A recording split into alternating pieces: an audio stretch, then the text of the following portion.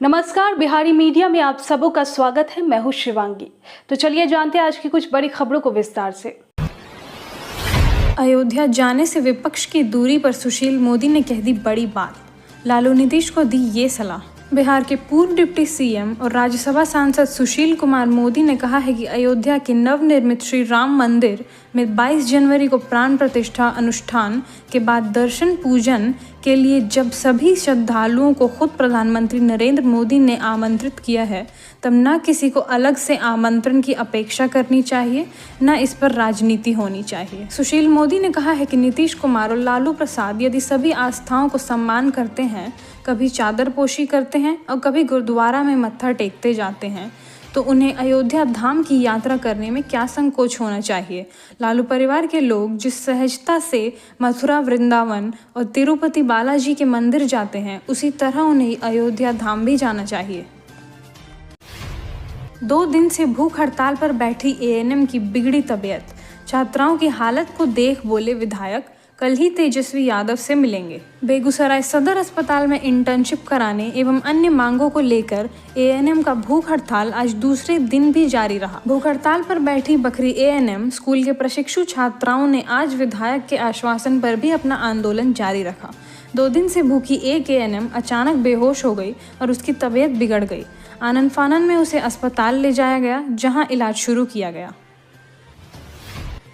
लोकसभा चुनाव से पहले सरकार का बड़ा फैसला, मुखिया समेत इनकी बढ़ेगी सैलरी। बैठक के बाद सीएम नीतीश का बड़ा फैसला। आगामी लोकसभा चुनाव को देखते हुए नीतीश सरकार लगातार फैसले ले रही है।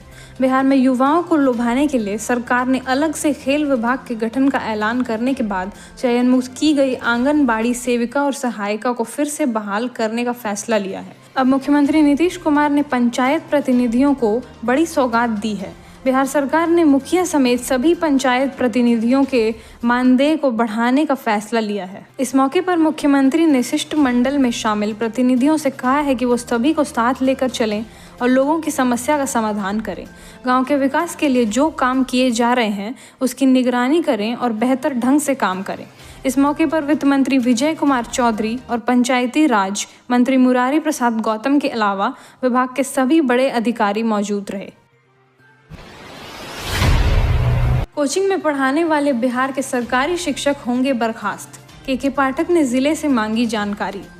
बिहार के वैसे सरकारी शिक्षक जो प्राइवेट कोचिंग संस्थानों में बच्चों को पढ़ाने जाते हैं, सचेत हो जाएं। के पाठक ने जिलों के अधिकारियों को पत्र लिखकर ऐसे शिक्षकों की जानकारी मांगी है जो निजी कोचिंग संस्थानों में पढ़ाने जाते हैं। शिक्षक अगर बाज नहीं आते हैं तो उनकी नौकरी भी जा सकती है।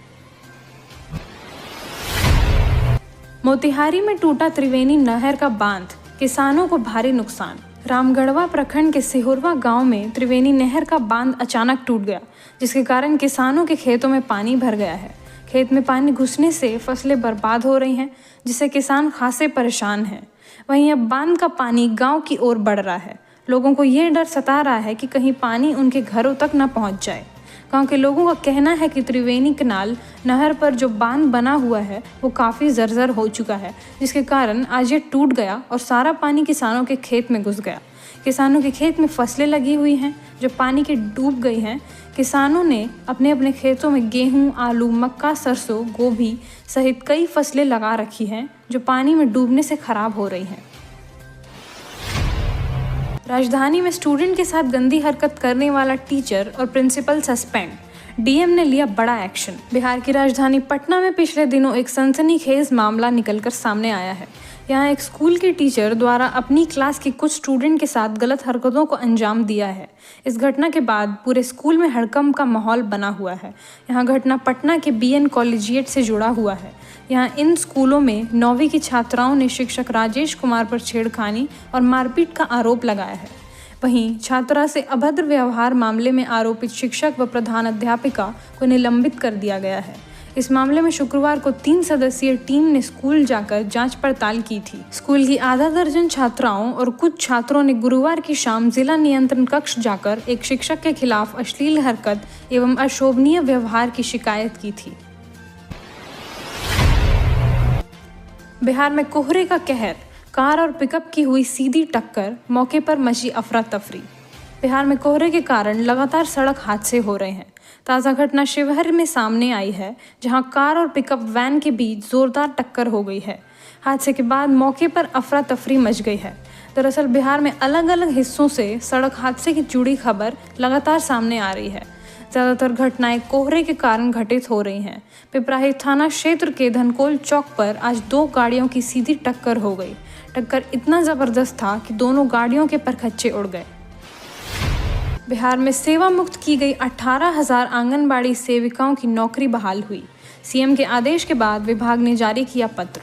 बिहार में हड़ताल करने के आरोप में काम से हटाई गई 18,220 आंगनबाड़ी सेविकाओं की नौकरी फिर से बहाल कर दी गई है। समाज कल्याण विभाग ने इसका आदेश जारी कर दिया है। शनिवार की देर शाम छुट्टी होने के बावजूद समाज कल्याण विभाग ने आदेश निकाला। विभाग ने ये पत्र सीएम नीतीश कुमार के निर्देश के बाद निकाला है। बिहार में चल रही थी नकली विदेशी शराब बनाने की फैक्ट्री। बोतल की पैकिंग ऐसी कि नहीं पकड़ पाते थे लोग। बिहार में नकली शराब बनाने वाली एक फैक्ट्री लंबे समय से चल रही थी। मुजफ्फरपुर के अहियापुर थाना क्षेत्र के राघोपुर गांव में 2 मंजिले मकान के अंदर चल रहे नकली विदेशी शराब की फैक्ट्री का उत्पाद विभाग की टीम ने खुलासा किया है। छापेमारी के दौरान मकान के अंदर पार्टी कर रहे 4 धंधेबाजों को गिरफ्तार किया है। राम मंदिर में प्राण प्रतिष्ठा से पहले भगवान राम को लेकर अक्षरा सिंह का भक्ति गाना रिलीज। जानिए गाने की खासियत। अयोध्या में राम मंदिर की प्राण प्रतिष्ठा से पहले भगवान राम को लेकर भोजपुरी अभिनेत्री अक्षरा सिंह का नया गाना आउट किया गया है। इसे लोग काफी पसंद कर रहे हैं। रिलीज के साथ ही ये गाना सोशल मीडिया पर वायरल हो गया है। भोजपुरी की सुपरस्टार सिंगर और एक्ट्रेस अक्षरा सिंह ने अयोध्यापति श्री राम को लेकर एक भक्ति में भजन गाया है। ये भजन अयोध्या में बने दिव्य राम मंदिर के शुभारंभ के पहले रिलीज कर दिया गया है। एक्ट्रेस ने ये गाना उनके ऑफिशियल यूट्यूब चैनल से रिलीज किया है। ये अब वायरल हो रहा है। BPSC assistant engineer. बीपीएससी ने आउट किया सहायक अभियंता का रिजल्ट, इतने अभ्यर्थी सफल। बिहार लोक सेवा आयोग बीपीएससी ने सहायक अभियंता का रिजल्ट जारी कर दिया है। बीपीएससी की आधिकारिक वेबसाइट से इसे आसानी से डाउनलोड कर सकते हैं। सहायक अभियंता यांत्रिक लिखित परीक्षा में कुल 3,116 परीक्षार्थी शामिल हुए थे। इनमें से 57 उम्मीदवार को सफल घोषित किया गया है। सहायक अभियंता के यांत्रिक परीक्षा में 13 से 14 अक्टूबर के बीच अलग अलग केंद्रों पर लिया गया था। वहीं सहायक अभियंता असैनिक प्रतियोगिता परीक्षा का परिणाम भी जारी हो चुका है। इसकी परीक्षा 10 नवंबर से 11 नवंबर 2022 को ली गई थी। इस परीक्षा में 6,000 से अधिक उम्मीदवार शामिल हुए थे।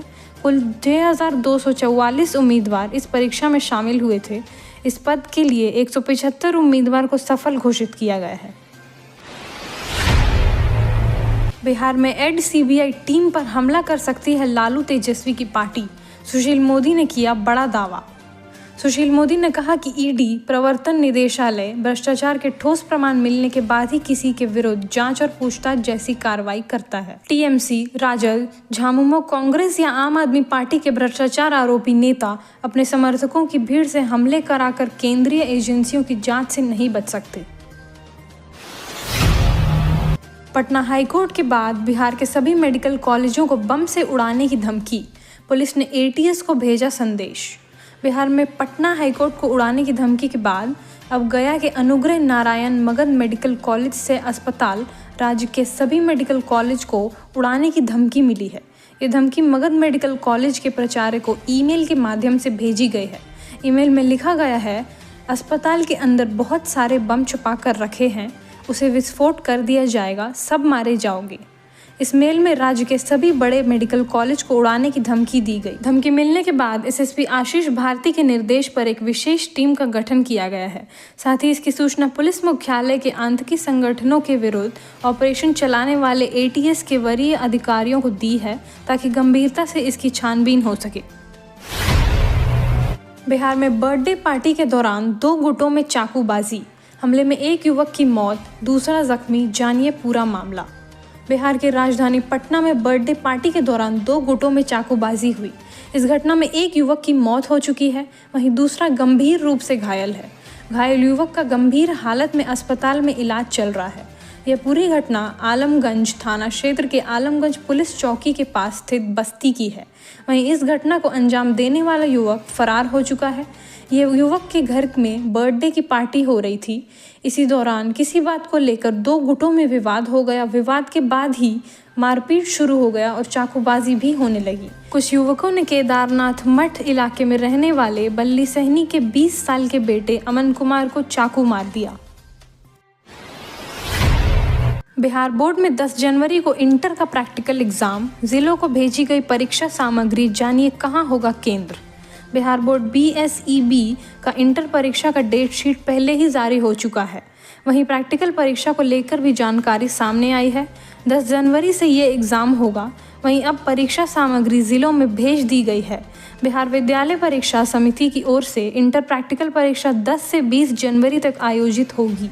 परीक्षार्थियों के शिक्षण संस्थान गृह केंद्र में ही परीक्षा ली जाएगी। परीक्षा केंद्रों पर उपयोग में लाए जाने वाली अलग अलग प्रकार की पैकिंग सामग्री, केंद्राधीक्षक नियुक्ति पत्र व मार्गदर्शिका आदि परीक्षा केंद्रवार पैकिंग कर समिति द्वारा प्रतिनियुक्ति विशेष दूत के माध्यम से संबंधित जिला शिक्षा पदाधिकारी कार्यालय में भेज दिया गया है।